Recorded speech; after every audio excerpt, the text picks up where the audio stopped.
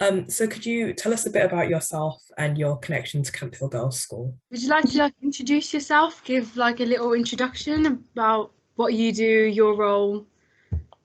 Sure. I'm Dami. I am currently a PhD student at the University of Cambridge.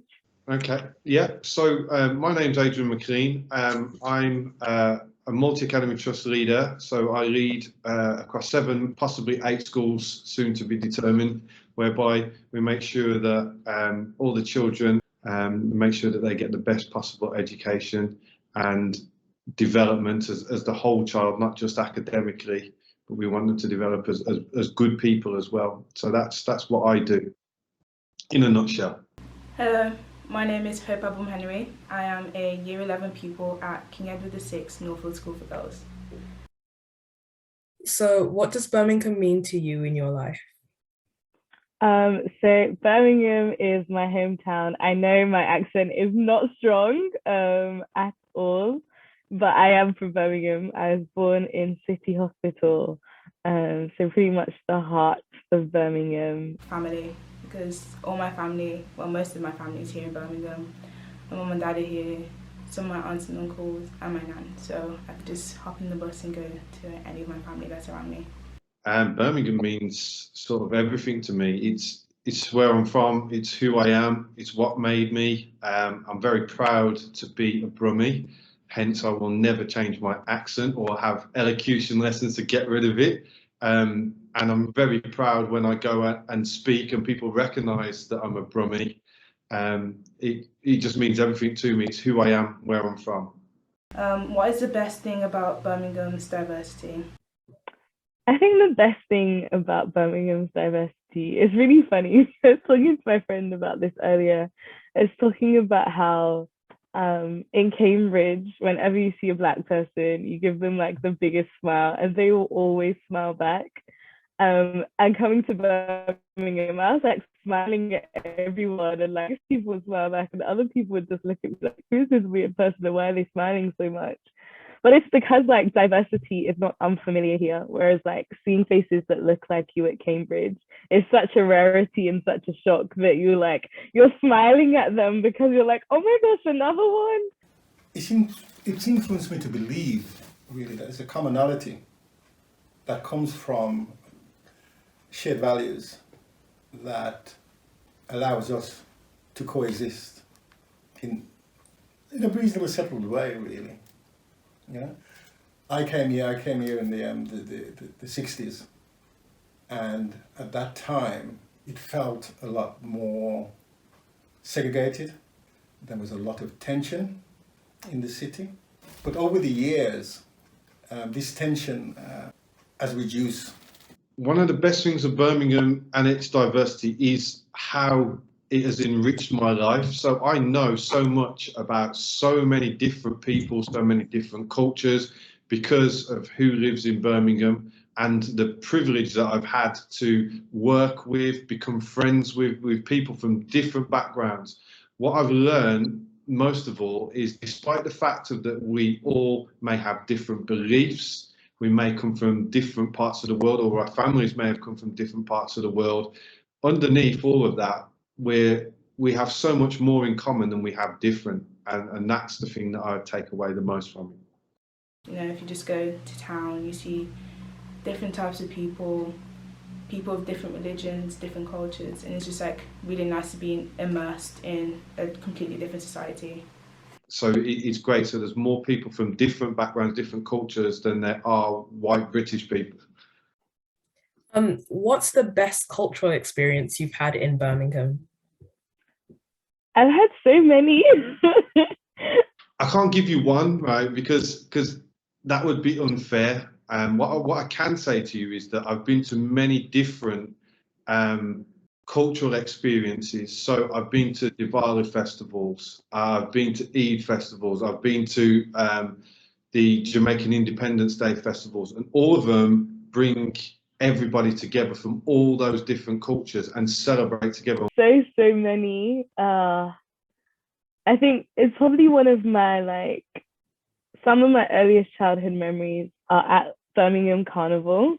everyone goes on about London Carnival. Not many people know that Birmingham Carnival was a thing, and it was amazing. I remember as a child going to Birmingham Carnival and just soaking in all of the different expressions of Black culture, of Blackness, and just really enjoying the celebration that it was of Black identities while I was a child. Yeah. I've gone to loads of Black history museums and learned loads of different things like Windrush, and learning about my background and learning about my culture, where my people came from, and it's really enlightening to know where I came from. Are there any local figures, personal, public, past or present, who inspire you? There's lots of different people that inspire me. There's lots of community leaders that inspire me. So Craig Pinkney, who does a lot of work around gun crime, gang culture, is an absolute inspiration to me, because he doesn't want to see people who look like me and him. He doesn't want to see us in prison. He doesn't want to see us getting stabbed and killed or shot and doing bad things to one another. He's an absolute inspiration to me. There's Andy Hamilton, who is a Black woman jazz musician, and I think she was one of the first Black women to actually play jazz in Birmingham. My mom. My mom inspires me. I think my mom probably has more of a Birmingham accent than I do, although she didn't grow up in Birmingham. She has lived here for over 25 years now. She's one of my biggest inspirations, definitely. Her drive, everything. She works as a teacher, so she's taught a lot of kids across the whole of Birmingham, and it's really awesome. Whenever there's some parts of Birmingham I literally used to hate going into, because whenever we would go there, the guarantee was that we'd be stopped at least 5 times by one of her former pupils. But it was always so amazing to see how happy and excited they were to see her and to hear the stories of change that she brought to their lives, and seeing their progression from when she taught them and how much she was able to impact their lives. And some of them have gone on to do such amazing things. One of my biggest inspirations has been, since I was little, was my granddad. My granddad came over here in the late 50s from Jamaica, and he was the first Black person to own or run a pub in Birmingham. So that's a huge, massive inspiration to me, because at that time people didn't do that. He just showed that you can do above what the ceiling that people put on you, and he showed me that the sky's the limit. Hence, I then went on to become a teacher, a head teacher, and now lead a multi-academy trust. So he's massively inspirational. He was massively inspirational to me. There's also Diane Abbott, who's a Black MP, and looking at her, I feel inspired, especially because she's a Black woman, which is really awesome that she gets to be in Parliament and representing, people like me. I feel really inspired knowing that someone like me gets to be in Parliament, helping get our, words across. My favourite memory of being in Birmingham, because I'm getting old now. I used to come off the train in what is now Grand Central, and in those days we used to have an area which we call the ramp. So one of my favourite memories is that this probably won't mean anything to you guys, but the ramp in Birmingham was the place to be when I was your age, right? So that was like the focal point. Whoever decided to build a McDonald's and put a McDonald's right on the ramp, so that area used to get really, really crowded, and so they decided to have a managed traffic system up and down that we used to go. But what used to happen there would be that young people would congregate outside and mess this traffic system up. And we used to spend all of our Saturdays walking up and down there, seeing who we could talk to and stuff.